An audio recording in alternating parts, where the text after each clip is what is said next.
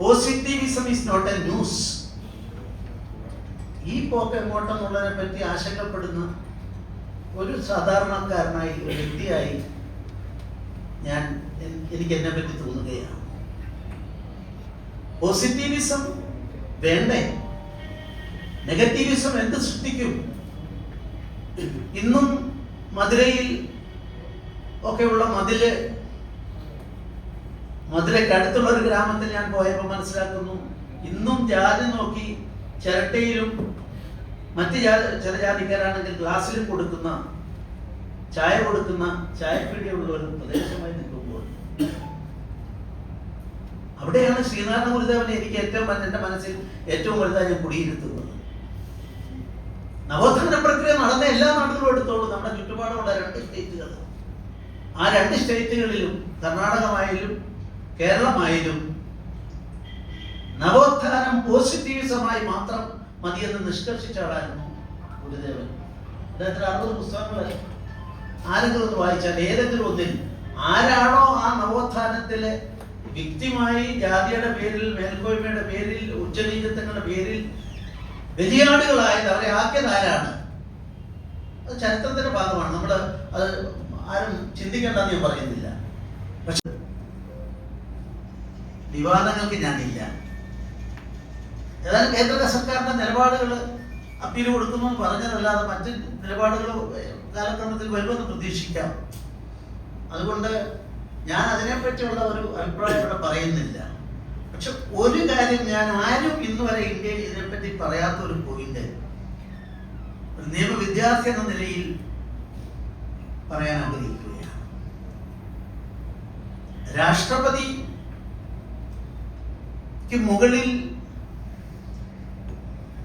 Judiciary വന്നാൽ ഒരു നാളിൽ എന്ത് സംഭവിക്കുമെന്ന കാര്യം ചർച്ച ചെയ്യപ്പെടേണ്ടതാണ്. അതിന് അപകടമുണ്ടോ? ഇന്ത്യൻ ഭരണഘടനയിൽ 3 വിഭാഗങ്ങൾ, അവയാണ് ഭരണഘടന താങ്ങി നിർത്തുന്നത്: എക്സിക്യൂട്ടീവ്, ജുഡീഷ്യറി, ലെജിസ്ലേച്ചർ.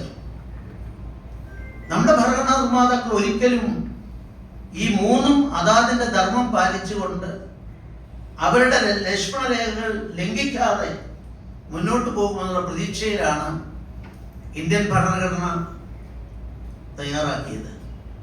അത്രമാത്രം പ്രതീക്ഷയായിരുന്നു നമ്മുടെ ഭരണഘടനാ നിർമ്മാതാക്കൾക്ക്.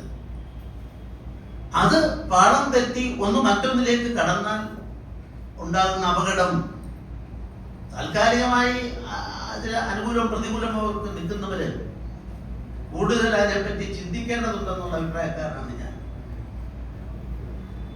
ഭരണഘടനയെ കുറിച്ച് ഞാനൊരു ലേഖനം തയ്യാറാക്കുമ്പോൾ ശ്രദ്ധേയമായ ഒരു കാര്യം എൻ്റെ ശ്രദ്ധയിൽപ്പെട്ടു. അതിൽ നരിമാനെ പോലുള്ള ആളുകൾ എഴുതിയ കോടതി വിധികളുടെ അടിസ്ഥാനത്തിൽ പറഞ്ഞൊരു വാക്കുണ്ട്. ആ വാക്കെന്തെന്ന് ചോദിച്ചാൽ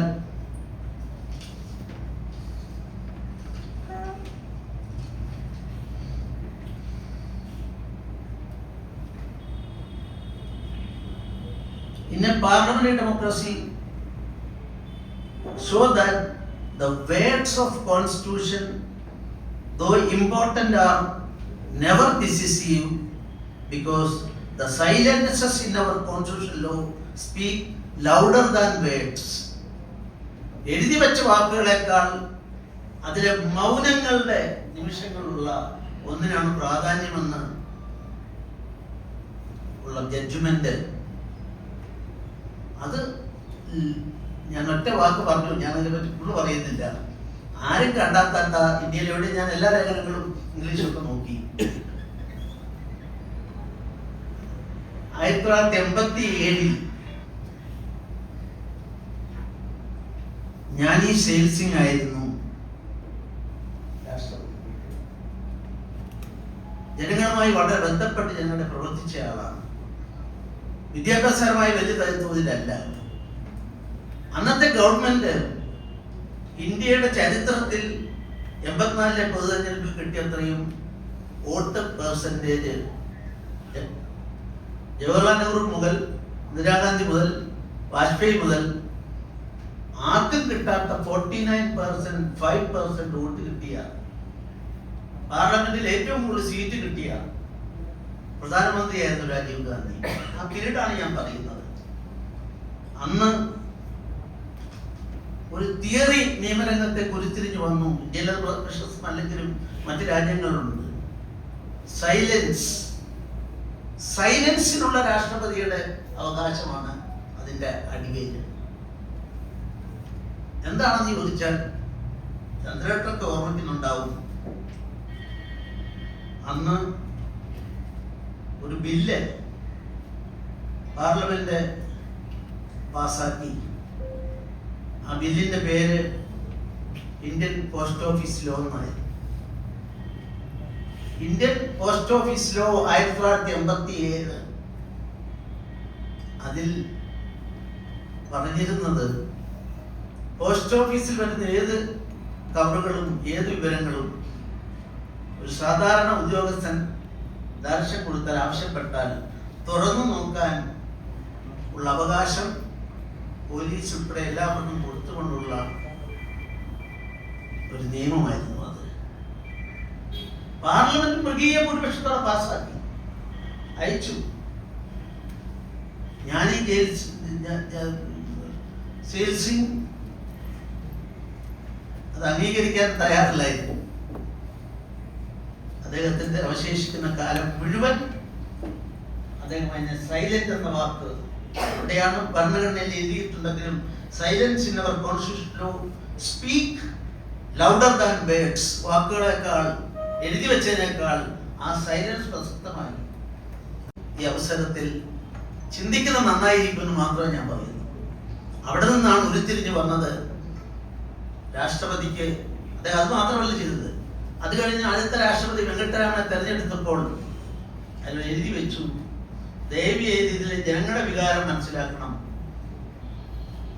അതുകൊണ്ട് ജനങ്ങളുടെ വികാരം മനസ്സിലാക്കിയിട്ട് അങ്ങും ഇതിൽ ഒപ്പിടാൻ പാടില്ല എന്ന് പറഞ്ഞതുകൊണ്ടാണ് 87 പോസ്റ്റ് ഓഫീസ് നിയമം, ആ പുതിയ നിയമം വന്നിരുന്നെങ്കിൽ ഏത് കത്തും ആർക്കും തുറന്നു നോക്കാൻ സബ് ഇൻസ്പെക്ടർ വിചാരിച്ചാൽ മതി. ആ കത്തി കൊണ്ടുപോകാൻ പറഞ്ഞാൽ കൊണ്ടിടും. അയാൾ നോക്കിയിട്ട് ചിലപ്പോൾ പ്രേമലേഖനമായിരിക്കും. എന്തിനും ഈ ഒരു അവകാശം കൊടുക്കുന്നത് പൗരന്റെ അവകാശത്തെ ലംഘിക്കലാണെന്ന് പറഞ്ഞ 87 ഞാൻ ശ്രദ്ധ ക്ഷണിക്കുന്നു. എൻ്റെ അഭിപ്രായത്തിൽ ഇതൊക്കെ ചർച്ച ചെയ്യപ്പെടേണ്ടതാണ്. ഇതൊന്നും ആരും ചർച്ച ചെയ്യാതെ ന്യായാധിപന്മാരൊക്കെ പോകുമ്പോൾ നമ്മുടെ ഭരണഘടനയുടെ അടിവേരുകളാണ്. ഇത് ദോഷം സംഭവിച്ചേക്കുമെന്ന് സംശയിക്കുന്നു. എൻ്റെ ഒരു അനുഭവം കൂടി പറഞ്ഞുകൊണ്ട് ഞാൻ അവസാനിപ്പിക്കാം.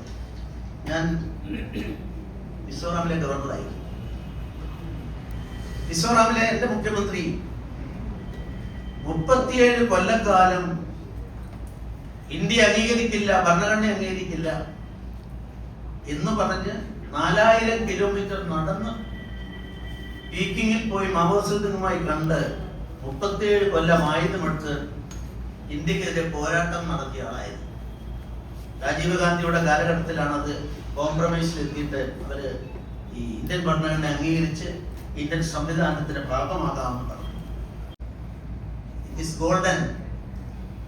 അതുകൊണ്ട് ആ സൈലൻസിലൂടെ പോയത് കൊണ്ടാണ് ഞാൻ ഈ സെയിൽസിങ്ങിന്റെ ഉദാഹരണം ഞാൻ പറയാനിടയായത്. അത് കഴിഞ്ഞ ഒരു നാളിന് ഇതേ കാര്യം കൊടുക്കാൻ ഇടയായി. അല്ലെങ്കിൽ നാളെ ഒരു സംസ്ഥാനത്തെ മുഴുവൻ ആളുകളും ചേർന്നുകൊണ്ട് ഒന്നിച്ചു നിൽക്കുകയും അവരുടെ അസംബ്ലി ഒറ്റക്കെട്ടായി ഞങ്ങളൊരു പ്രത്യേകമായി സ്വതന്ത്രമായി മാറാൻ പോകുന്നു എന്ന് തീരുമാനമെടുത്താൽ ഇതൊക്കെ എല്ലാവരും ചിന്തിക്കണം. അതുകൊണ്ട് ഞാൻ ഒന്നുകൂടി ആവർത്തിക്കുന്നു, എക്സിക്യൂട്ടീവും ജുഡീഷ്യറിയും ലെജിസ്ലേച്ചറും അതിന്റെ പ്രവണപഥങ്ങളെ ലക്ഷ്മണരേഖകളെ പാലിച്ചുകൊണ്ട് പോകുന്നതാണ് ഇന്ത്യൻ ഭരണഘടന ഉൾക്കൊള്ളുന്ന ആശയം. അങ്ങനെ മുന്നോട്ട് പോയി ഈ രാഷ്ട്രത്തെ നിലനിർത്താൻ നമുക്ക് സാധിക്കണം. USSR 92 തകർച്ചയുടെ വക്കിലെത്തിയപ്പോഴാണ് ഗോർബച്ചവിനെ കാണാൻ നമ്മുടെ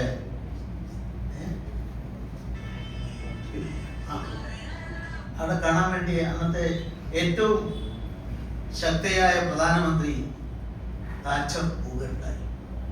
ഭയങ്കര ദുഃഖിതയായിട്ട് അദ്ദേഹം പറഞ്ഞു, എനിക്ക് സ്വീകരിക്കാൻ തോന്നുന്നില്ല നിങ്ങൾ